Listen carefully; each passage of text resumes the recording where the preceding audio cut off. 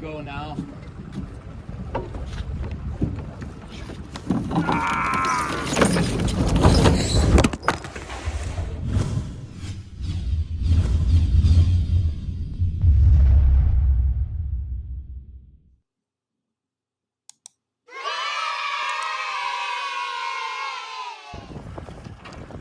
Oh yeah, I got my homie Carl here. We're about to take off like a couple of gangsters. All right, let's make these bitches plain.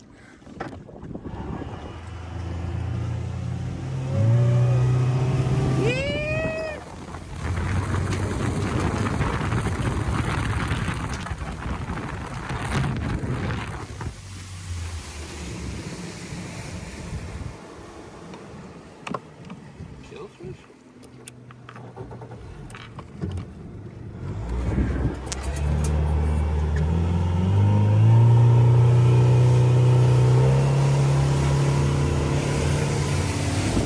That wasn't as smooth as I wanted it to be.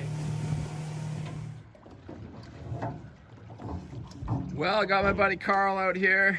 It was super windy when we showed up, but the wind has calmed down. The sun's even coming out.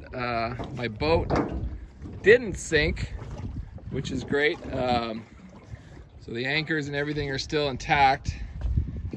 So we're just figuring out how to rig this thing up right now. I'm going to use these shackles, which I bought especially with these little cotter pins so that they can't come undone, because those are going to be down at the bottom of the lake and I don't ever want those to come undone. So I'm going to connect the chain to the anchors here with these shackles, and then we just have to figure out the placement to drop the anchor, and I'm thinking somewhere out here so that I can connect these other logs to this existing log boom and have the chain kind of come up and anchor to those logs. So we kind of just have to find our distance off the shore, get the boat in the right place. Now that the wind has calmed down, we shouldn't be drifting around too much. And then we've got this set up on the rollers here, so I'll have to undo the screws that I've got preventing it from rolling, and then we're gonna just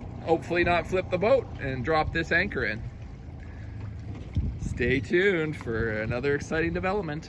Hey guys, I'm happy to announce that our 99-cent Maker's Mob woodworking sale is back. This is our biggest woodworking sale of the year. We're inside the Maker's Mob. You'll not only get access to learn my top woodworking projects, you will also get over 90 woodworking tutorials with plans from YouTube's top makers like Jimmy DiResta, John Heiss, Neil Paskin, Frank Howarth, John Peters, and of course myself.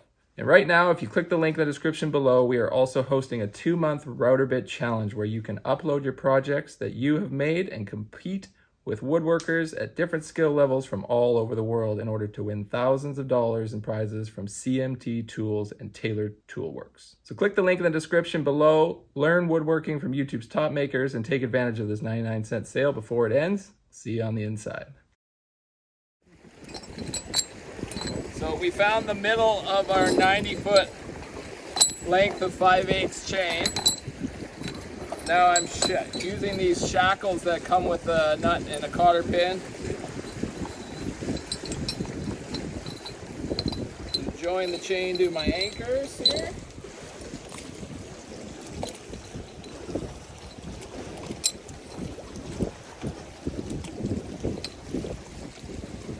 And we're not cutting the chain because we don't need to, and if for some reason one of these shackles was to come loose, which they're designed not to, and only one shackle was holding, it would still hold both lengths of chain, right? Because the chain's just gonna go up to the anchor, or to the log boom on either end.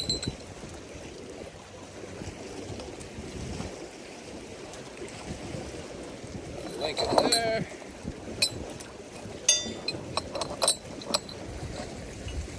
Here.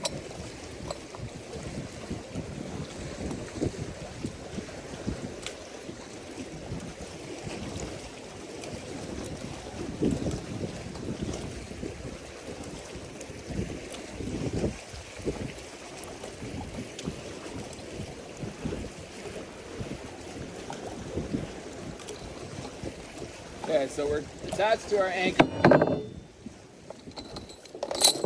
Now on each end of the chain, we need to tie a length of this rope, this polysteel rope, 1-inch diameter rope. Probably about, so we've got about 45 feet on either anchor coming up. The depth sounder out at where the anchor is going to sit is about 90 feet. So we've got to put about another 50 or 60 feet. I'll probably go with 70, just so that I've got lots of rope. And then we need to tie a float to the end of the rope with like a zap strap or something, so the rope won't fit through this little hole. And then that'll float up right to the surface. When we drop this, we're going to throw the chain and the rope in the water, and then these little buoys will hold the tip of the rope up, and then the whole anchor unit's just going to go over at once, sink down to the bottom, hopefully not get tangled up. And then these will be floating on the surface, which will give us access to the rope so that we can tie it to the log boom when we get those logs out there. Sound like a plan? Does that make sense to you guys? Even if it doesn't, by the time you watch this video, it will have already been done. So if you're watching this and you're like, I know they're gonna fail, we will have already failed and come to that realization before you could warn us in the comment section. So warn us anyways, Karen, because that's what you're good at. But we got some concrete to drop in the water. So we've got a double bowline knot. For those of you who are ridiculing me about not using bowlines, this is like, so we doubled it up just so that there's this isn't hopefully going to see a lot of friction, but it will be in the water and moving around a little bit as the logs kind of jostle back and forth. So we don't want that to wear through over time. So that's why I doubled it up. And then we put some zap straps around here just to keep the knot from ever coming loose. And that should be good. And if it does come loose, I'll have to hire a diver to go down and find my chain.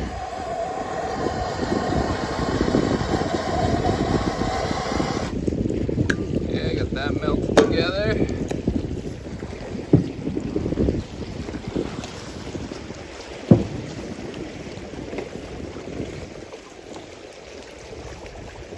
Now we need a zap strap a buoy to this one.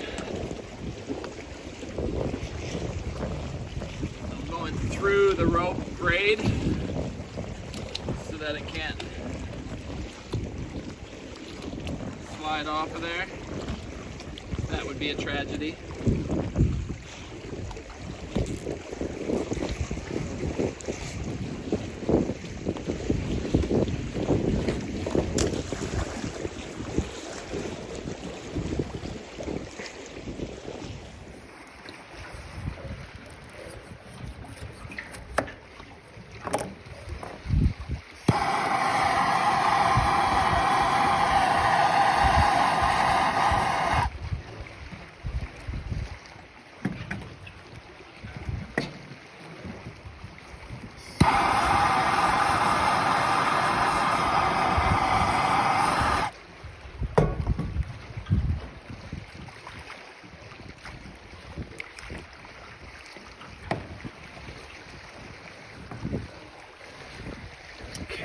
Almost ready to drop this beast.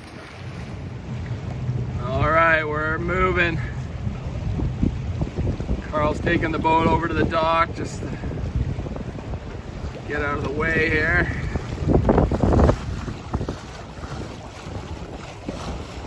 I bought a hunting rangefinder to be able to shoot to the shoreline and give me a meters measurement just so I can distance myself from the shore. And I'm hoping that that will be handy at just finding out exactly where to place this thing. So, but I've still got that in the box. Should probably set that up, seeing as I'm on the boat going to drop the anchor right now. I don't know why I'm always in such a rush. Maybe it's because I just think you guys are just anxiously waiting my next video or something. I have to hurry all the time. Something I'm working on letting go of.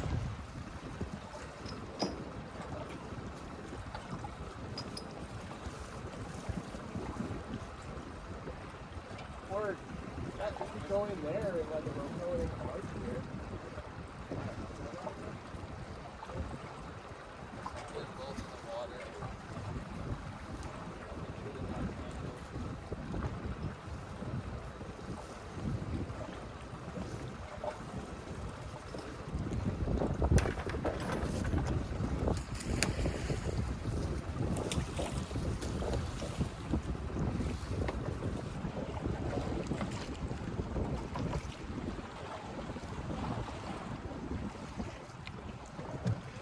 I think we might be in a good position here. Once we drift in a little bit.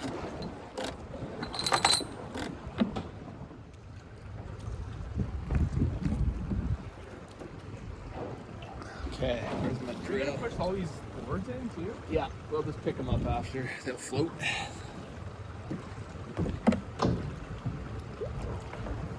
Sorry, Edison forward. I'll pull us back a little bit.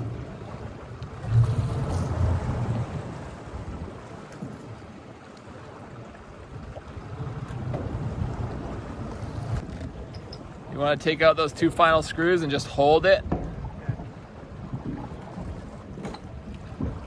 One here. Just one there and then one on the other side, same spot. And then pull the 2x4 out.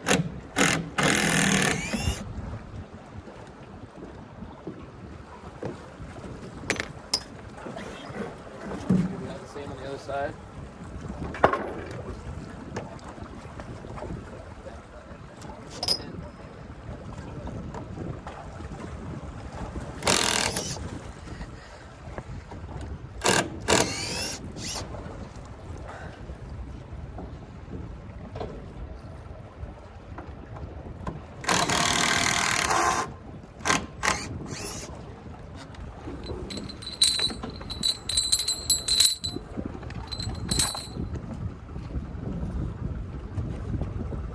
So we got a small window here. Say we Tell me when. let's go now.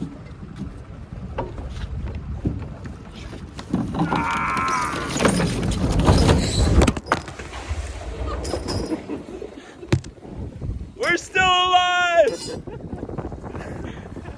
Oh, that one's going down. How deep is it? Come on back up, little floaty. That's reachable. Might just be a bit tangled. Grab the boards, grab them. This little floaty pipe trick works beautifully. Oh yeah, we're just seasoned professionals here. Look at that, got all the boards recovered. Yeah, starting a new biz. Okay, well. Oh, missed one. Oh, where'd my buoys go? Oh, shit. Didn't do enough length? No. What have I done? Wow, they just disappeared. Straight up. Damn it. That's not Maybe good. the chain was too heavy for those things. Oh yeah, the chain probably just pulled down to the bottom, and so we didn't have enough rope length. Damn it, Jesse. Why didn't you just put some extra rope on there, you cheap bastard? Oh, yeah, that totally sucks. So we might have made a miscalculation on a few things. When the tubes, or when the anchors went over, they kind of went over head first. So we're not sure if the chain got tangled in there or not, but if you look behind me, there are not any floating buoys.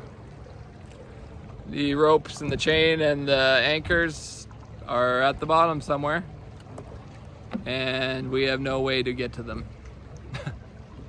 Can't even see the orange buoys anywhere down. And so what we think, well, what I know I did wrong was I only put about 75 feet of rope, and then the other 45 was chain.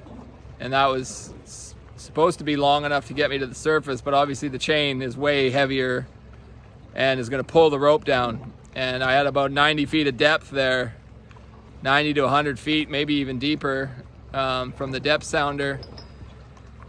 And I didn't add enough rope. Should have added like 150 feet of rope to each one. That way, you know, if the chain, when the chain pulled down to the bottom, you know, you'd still be able to stretch the chain up, the weight of the chain, right? Just with the rope, but not if the rope's not at the surface and you can't grab it. So I've either lost an anchor with $500 worth of chain and rope and another $300 worth of concrete, or I might be able to recover it with a diver. My neighbors are divers, got a couple divers, certified divers in their crew, and the dock manufacturers here on the lake also have a diver that installs their docks. So it's gonna cost me, but I'd rather not have to pour a whole nother anchor and put another chain on it just to drop it in the same spot. Oh, you want to talk about getting the wind taken out of your sails?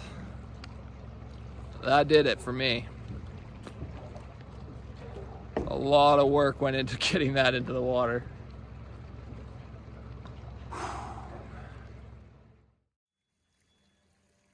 Please make sure to give this video a like and a share, and make sure to check out the links in the description box below so you don't miss out on our 99-cent Maker's Mob sale, as well as huge savings on all sorts of CMT tools.